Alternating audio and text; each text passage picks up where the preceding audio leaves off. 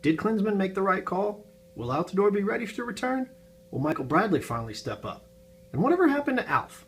These questions and more will be answered in this episode of 5 Questions in 5 Minutes. I'm your host Joshua Gibbs, and let's get started.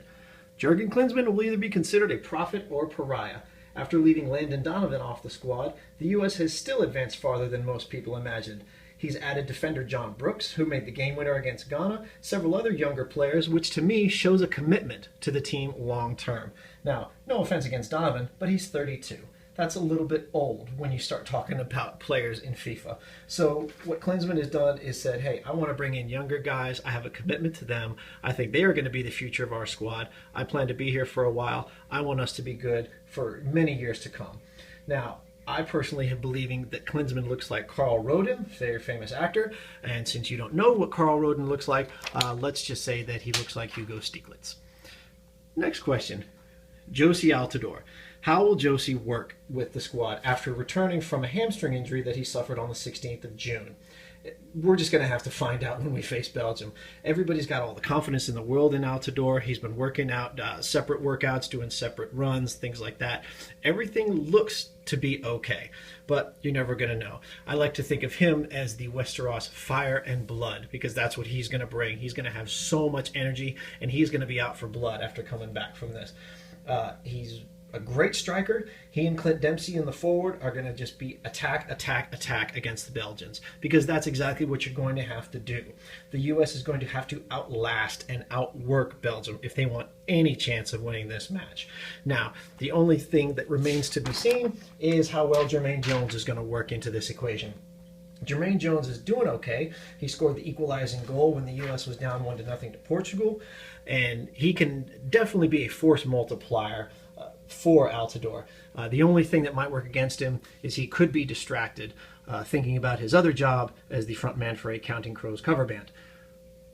Michael Bradley has had a lackluster performance, to say the least. He allowed the equalizer by Portugal in that 2-2 finish. I mean, we were less than 30 seconds from a win, and his lapse on defense allowed them to score.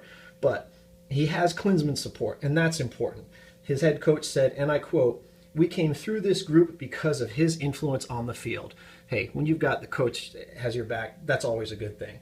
Now, you can't say he hasn't hustled, because according to FIFA, Bradley has covered 23.6 miles, the most of any player at the World Cup. And he can provide good defense to, again, Clint Dempsey, to improve on these 4 goals we've scored in our 3 games. And that's okay. I think Bradley is due for a big game against Belgium, and they know that he's got to step up. And this is one of those things that everybody knows it's got to happen. So, hey, let's give him the Game of Thrones equivalent of hear me roar. So go House Bradley. We're with you, brother. Now, as far as the Belgians, ours is the Fury. Let's go with that. House States, House America, House whatever you want to call it.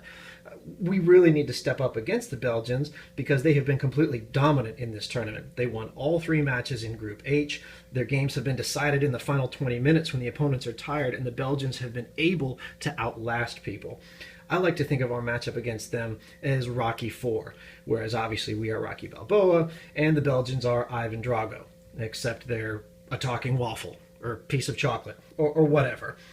Now, what is working for the U.S. is that we actually beat Belgium in the first World Cup in 1930.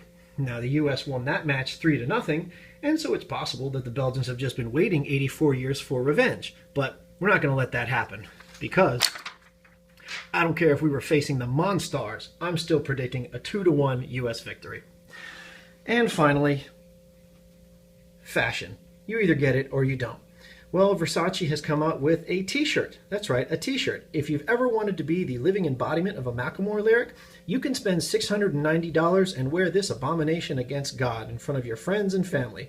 After numerous apologies, who knows what's going to happen after that.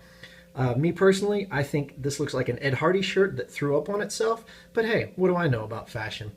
Well, this has been 5 Questions in 5 Minutes. Oh, and just in case you were wondering what happened to Alf in that final episode of that show, well, put it like this. He was captured by the government. And what do you think we would do to an alien who landed on Earth? Probably nothing too good. So, sorry if I ruined your childhood, but this has been 5 Questions in 5 Minutes. Talk to you again soon. Bye-bye.